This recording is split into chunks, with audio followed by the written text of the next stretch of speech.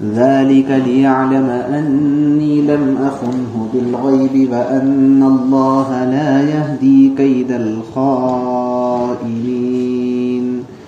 وما أبرئ نفسي إن النفس لأمارة بالسوء إلا ما رحم ربي إن ربي غفور رحيم صدق اللہ العظیم. ذلك ليعلم أني لم أخنه بالغیب، یہ سب کچھ میں نے اس لیے کیا تاکہ عزیز کو یہ بات یقین کے ساتھ معلوم ہو جائے کہ انی لم اخنه بالغیب، کہ میں نے اس کی غیر موجودگی میں اس کے ساتھ کوئی خیانت نہیں کی. وَأَنَّ اللَّهَ لَا يَهْدِي كَيْدَ الْخَائِنِينَ، اور یہ بھی کہ جو لوگ خیانت کرتے ہیں اللہ ان کے فریب کو چلنے نہیں دیتا. وَمَا أُبَرِّئُ نَفْسِي، اور میں دعویٰ نہیں کرتا کہ میرا نفس بالکل پاک و صاف ہے. إِنَّ النَّفْسَ لَأَمَّارَةٌ بِالسُّوءِ، واقعہ یہ ہے کہ نفس تو برائی کی تلقین کرتا ہی رہتا ہے. إِلَّا مَا رَحِمَ رَبِّي، ہاں میرا رب رحم فرما دے تو بات اور ہے کہ اس صورت میں نفس کا کوئی داؤ نہیں چلتا. ان ربی غفور الرحیم، بے شک میرا رب بہت بخشنے والا بڑا مہربان ہے. پیچھے سے یہ بات چل رہی تھی کہ جب حضرت یوسف علیہ السلام کو بادشاہ نے رہائی کا پروانہ بھیجا اور یہ کہا کہ وہ رہا ہو کر کے آ جائیں، تو یوسف علیہ السلام نے اس کو ریجیکٹ کر دیا اور یہ کہا کہ میرے معاملے کی پہلے پوری تحقیق کروائی جائے اور اس کے بعد جو فیصلہ ہوگا وہ میں مانوں گا. چنانچہ اسی وقت معاملے کی تحقیق کروائی گئی، جس میں یہ بات واضح ہو کر کے سامنے آ گئی، بلکہ عزیز مصر کی بیوی نے خود ہی اس بات کا اقرار کیا کہ اب تو حق بات ظاہر ہو چکی ہے اور میں نے خود اپنی طرف سے ہی یوسف علیہ السلام کو ورغلایا تھا اور یوسف علیہ السلام بالکل سچے اور پاک باز ہیں. یہ جو پورا معاملہ ہوا ہے تو اس معاملے کے پیچھے ایک بات یہ ظاہر ہوتی ہے کہ گویا یوسف علیہ السلام نے اپنی صفائی اور اپنی پاک بازی کو سب کے سامنے ظاہر کرنے کی کوشش کی. ایک سوال پیدا ہوتا ہے یہاں سے کہ شرعی اعتبار سے اس کا کیا حکم ہے کہ آدمی اپنی پاک بازی کو اور اپنی نیک نامی کو لوگوں کے درمیان ظاہر کرنا چاہے تو اس کا کیا حکم ہے. قرآن پاک میں ایک جگہ اللہ نے ارشاد فرمایا ہے فَلَا تُزَكُّوا أَنفُسَكُمْ هُوَ أَعْلَمُ بِمَنِ اتَّقَى، تم اپنا تزکیہ نہ کرو، اپنی بہت زیادہ صفائی پیش کرنے کی ضرورت نہیں ہے. کون کتنا متقی ہے وہ اللہ زیادہ جانتا ہے. اس آیت کی تفسیر میں مفسرین نے یہ بات لکھی ہے کہ آدمی کو اپنی صفائی اور اپنی پاک بازی بہت زیادہ لوگوں کے سامنے بتاتے اور بیان کرتے رہنا نہیں چاہیے.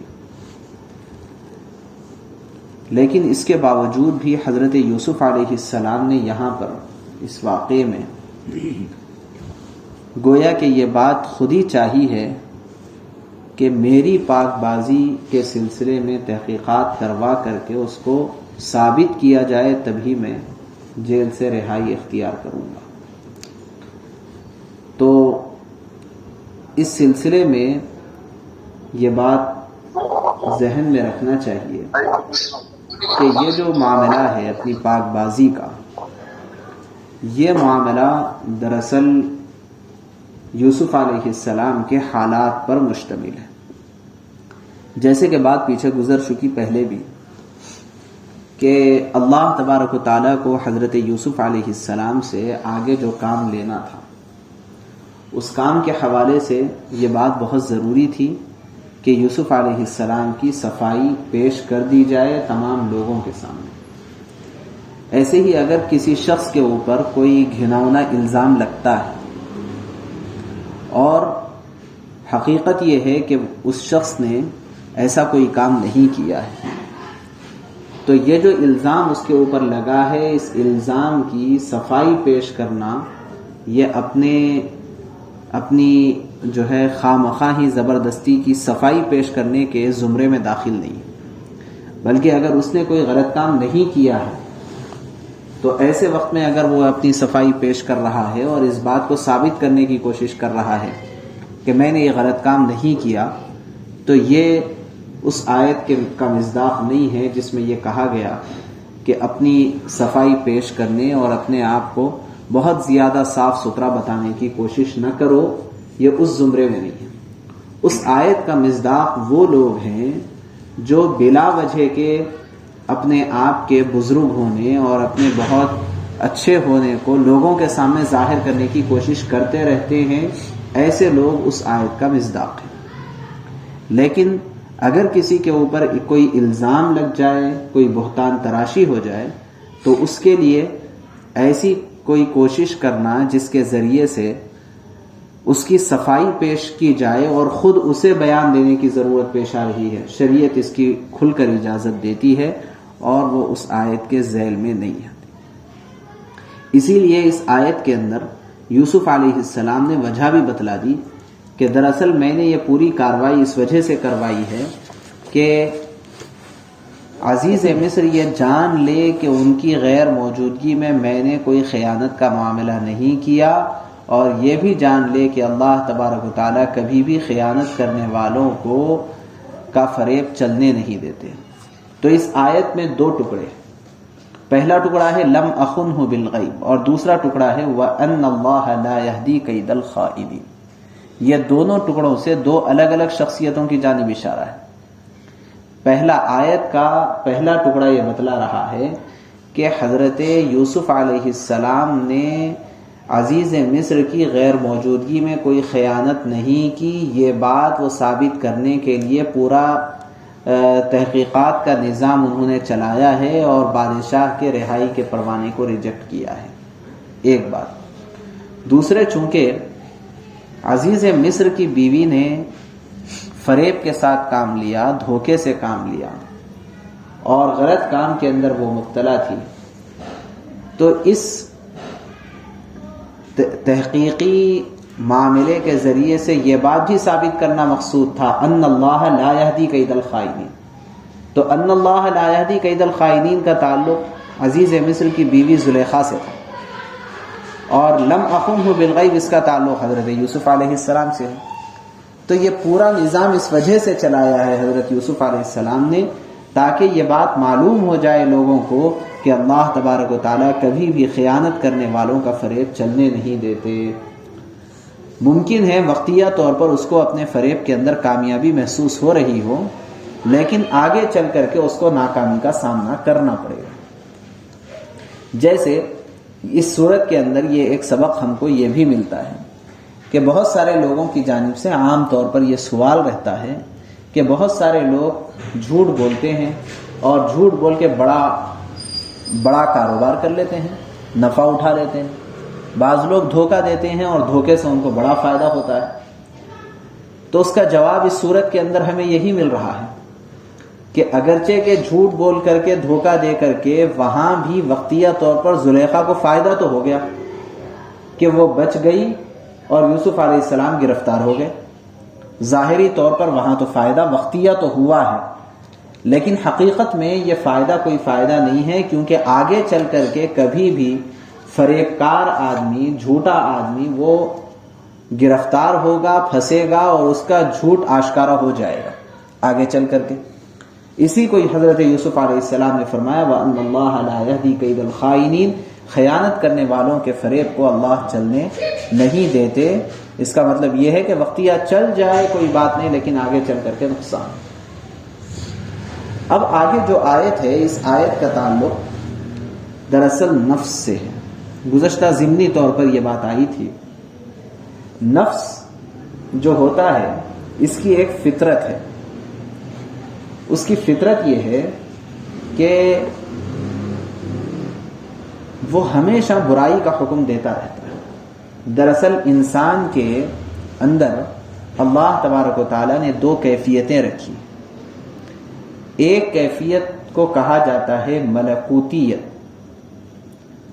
اور دوسری کیفیت کو کہا جاتا ہے شیطانیت.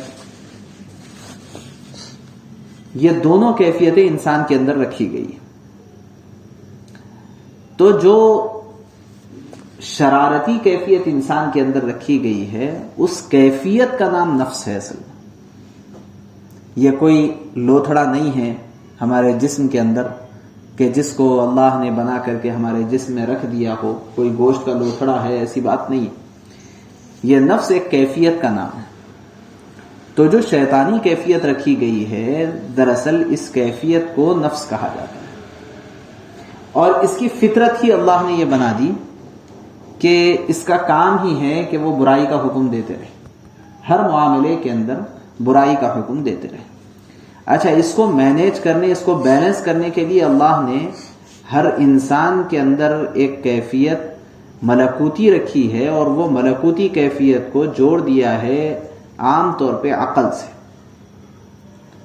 یہ ملکوتی کیفیت ہے، اس کو اللہ نے عقل سے جوڑ دیا. اسی وجہ سے جو نفس کا تقاضا ہوتا ہے، عام طور پہ وہ تقاضا عقل کے خلاف ہوتا ہے.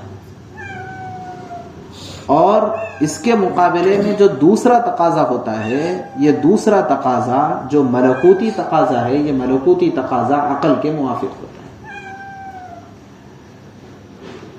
اگرچہ کہ بعض مرتبہ یہ نفس عقل کے اوپر غالب ہو جاتی ہے، اور بعض مرتبہ عقل نفس کے اوپر غالب ہو جاتی ہے، لیکن اکثر و بیشتر ایسا ہوتا ہے کہ انسان اپنے نفسانی تقاضوں کے اوپر عمل کرنے کا جب عادی ہوتا ہے، تو ہمیشہ اس کے نفسانی تقاضے اس کی عقل پر غالب ہوتے ہیں. جیسے ایک نوجوان لڑکا ہے، نوجوان لڑکی ہے، اسے زنا کرنے کو طبیعت چاہ رہی ہے، تو یہ زنا کی طرف مائل کرنے والا جو تقاضا ہے، یہ اس کا نفسانی تقاضا ہے. لیکن اگر وہ غور کرے گا تو اس کو صاف سمجھ میں آ جائے گا کہ زنا اس کی صحت کے لیے بھی، اس کے مستقبل کے لیے بھی، اور جس سے وہ زنا کر رہا ہے اس کے لیے بھی ہر ایک کے حق میں نقصان دہ. یہ اس کو عقل اس کو سمجھا دے گی.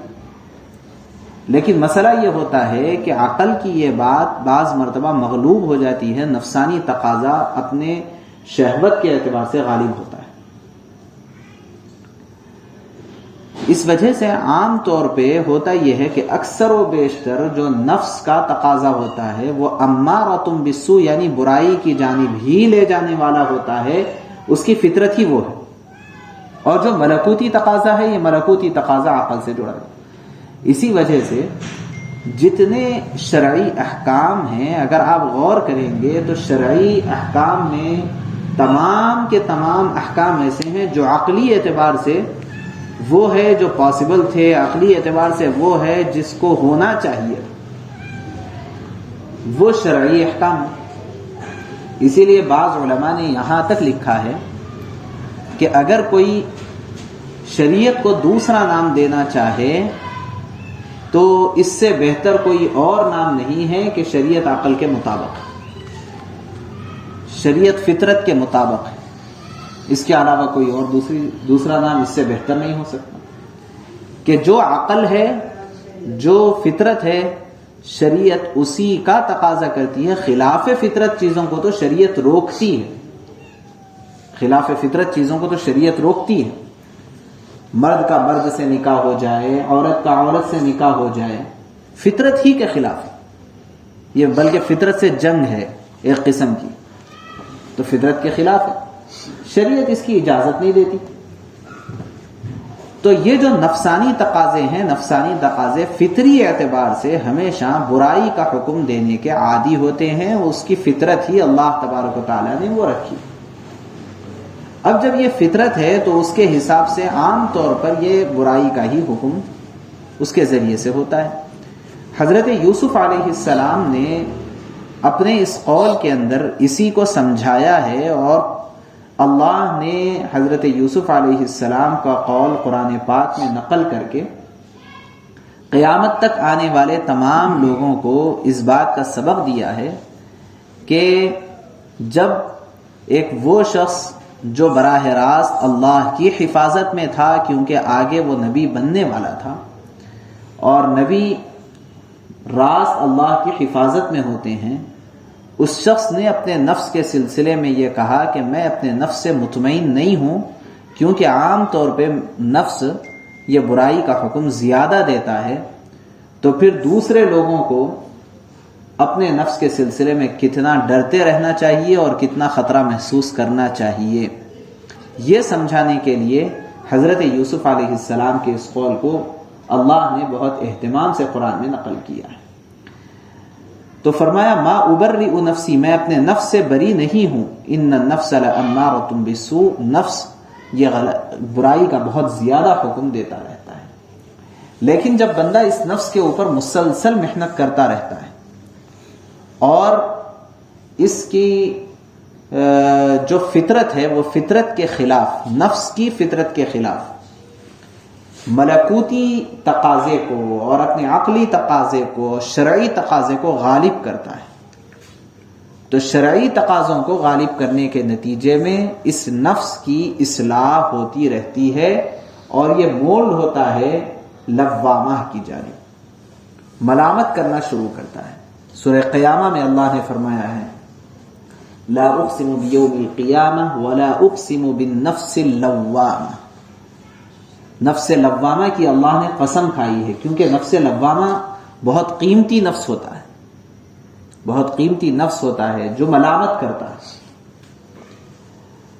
اور یہ نفس لوامہ کب بنے گا؟ جبکہ نفس کی مخالفت کا آدمی اپنے آپ کو عادی بنائے، اور یہ نفس کی مخالفت اتنی بڑی چیز ہے اور اس کے اندر اتنی طاقت ہے کہ بعض مرتبہ اس کی برکت سے، بلکہ اس کی مخالفت کی وجہ سے بڑی غیر معمولی صلاحیتیں اور قوتیں بندے کے اندر پیدا ہو جاتی ہیں،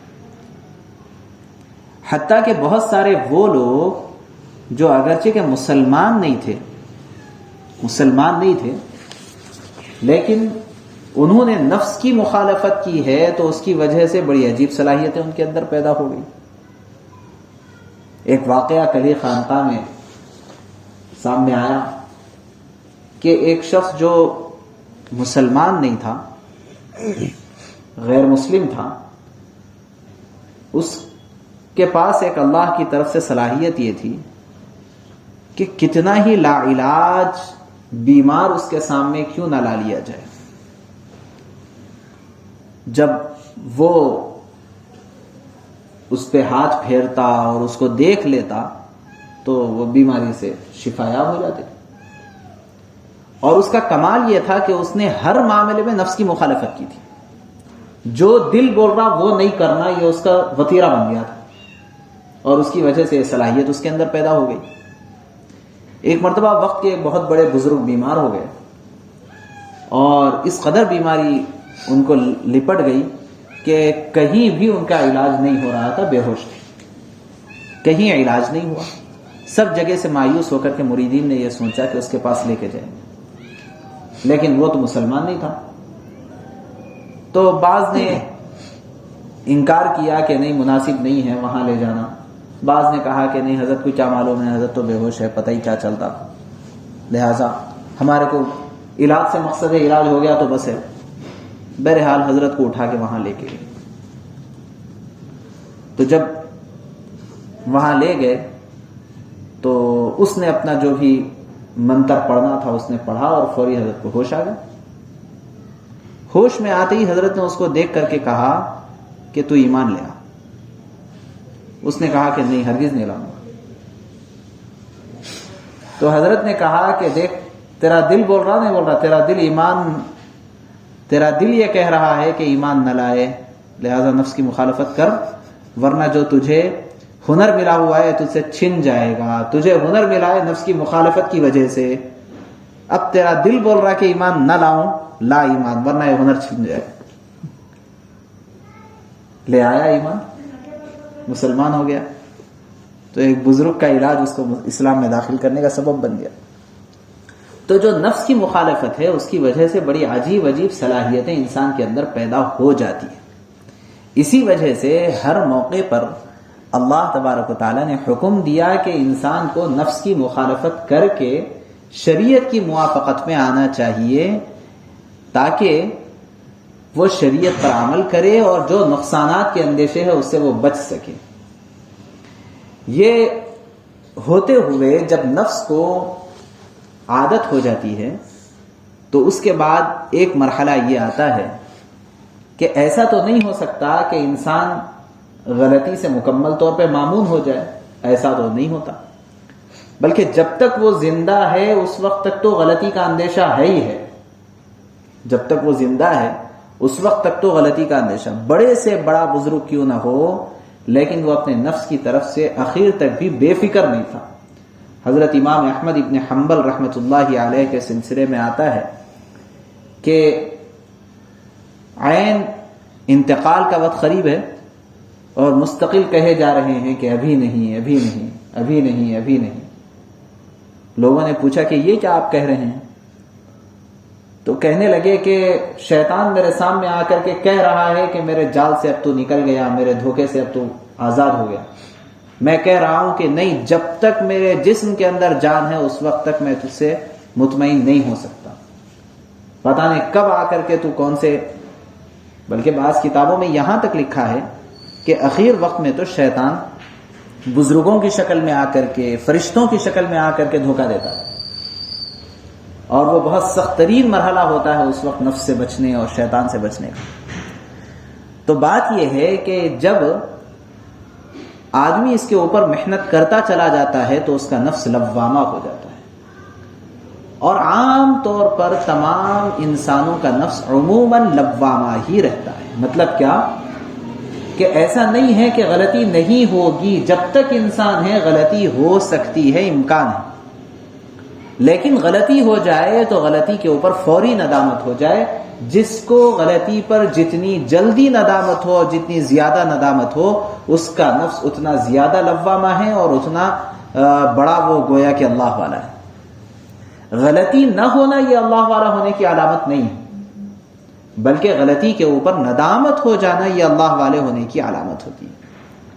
اس وجہ سے ہمارا یہ تجزیہ اور یہ نظر ہماری عام طور پر کسی کے سلسلے میں کہ اتنے بڑے آدمی ہو کے ایسا کر دیا، یہ اس بات کی علامت ہے کہ ہمیں خود پتہ نہیں ہے کہ بڑے آدمی کس کو کہتے ہیں.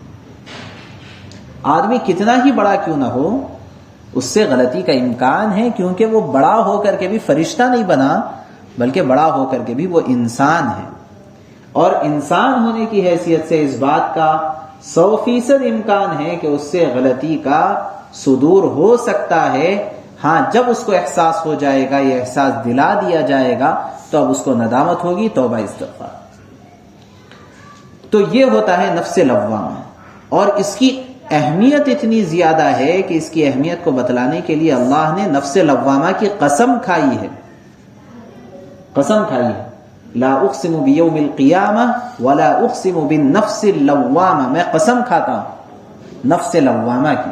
یہاں لا زائدہ ہے، لا اقسم کے اندر لا زائدہ ہے، ترجمہ ہے اس کا میں قسم کھاتا ہوں نفس لوامہ کی. کیوں؟ اس وجہ سے کہ نفس لوامہ یہ بہت قیمتی ہے اور اس کی بہت اہمیت ہے. آدمی بہت سی مرتبہ کوئی غلط کام کرتا ہے لیکن اندر سے اس کا دل بے چین ہے، میں غلط کر رہا ہوں، انڈیکیٹ کر رہا ہے نفس اندر سے. اب یہ جس کے نفس کے اندر جتنی طاقت ہوگی وہ اتنا زیادہ اس کو بچانے کی کوشش میں لگا رہے گا کہ غلط کر رہا ہے، غلط کر رہا ہے، غلط کر رہا ہے، غلط کر رہا ہے. یہ جو اندرونی تقاضا ہوتا ہے یہ نفس لوامہ کا تقاضا ہوتا ہے. اب یہ ہوتے ہوتے ایک وقت ایسا آتا ہے کہ آدمی کا نفس نفس مطمئنہ ہوتا ہے.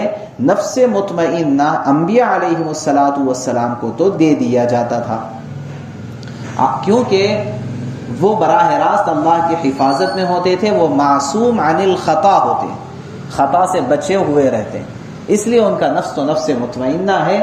انبیاء کے بعد جتنے لوگ ہیں وہ اپنے تئیں کبھی بھی یہ نہیں طے کر سکتے ہیں کہ میرا نفس نفس مطمئنہ ہو گیا ہے، کیونکہ جہاں جا کے ان کو یہ خیال آیا نفس مطمئنہ ہوا، وہیں پٹکی پڑی. اسی وجہ سے اللہ تبارک و تعالیٰ نے نفس مطمئنہ کے سلسلے میں جو بات ارشاد فرمائی ہے وہ موت کے وقت ارشاد فرمائی ہے. نفس مطمئنہ کہ وہ کیا ہے؟ آیت سورہ فجر کی، یا ایتھا النفس المطمئنہ ارجعی الی ربک، یعنی یہ نفس مطمئنہ کا خطاب موت کے وقت اللہ نے کیا ہے، کیونکہ اب ہو سکتا ہے کوئی نفس کا نفس مطمئنہ ہونا، لیکن پہلے کسی کو ہو سکتا ہے نفس مطمئنہ اس کو دے دیا جائے، لیکن کسی بھی شخص کو اپنے سلسلے میں اس بات کا دعویٰ کہ میرا نفس نفس مطمئنہ ہو گیا ہے، یہ اس کے لیے خطرے کی گھنٹی. اس لیے اللہ نے اس کو نفس مطمئنہ کو اللہ نے موت کے وقت مخاطب کیا ہے. بہرحال یہ 3 قسم کا نفس ہوتا ہے. اللہ حضرت یوسف علیہ السلام نے فرمایا عام طور پر نفس برائی کا بہت زیادہ حکم دیتا ہے، الا ما رحم ربی، مگر ان لوگوں کے سلسلے میں جن پر میرے رب نے رحم کیا ہو تو اس کا نفس برائی سے بچتا ہے اور ملامت پر آتا ہے. ان ربی غفور الرحیم، میرا پروردگار بخشنے والا اور رحم کرنے والا ہے. کیونکہ جب نفس لوامہ ہو تو وہ ندامت کا اظہار کرے گا، غلطی کا پر توبہ کرے گا، تو ان ربی لغفور الرحیم، اللہ تعالیٰ بخشنے والے اور رحم کرنے والے ہیں. اس کا تعلق نفس مطمئنہ سے ہے کہ جس پر اللہ رحم کرتے ہیں اسی کو نفس مطمئنہ عطا فرماتے ہیں. لہٰذا اس آیت میں نفس امارہ کو صراحتاً بیان کیا گیا ہے، اور غفور سے نفس لوامہ کی جانب اشارہ ہے، اور رحیم سے نفس مطمئنہ کی جانب اشارہ ہے کہ نفس لوامہ والوں کو بخش دیں گے اور جن پر رحم کریں گے انہی کو نفس مطمئنہ حاصل ہوتا ہے. اللہ ہم سب کو توفیق عمل نصیب. سبحان اللہ.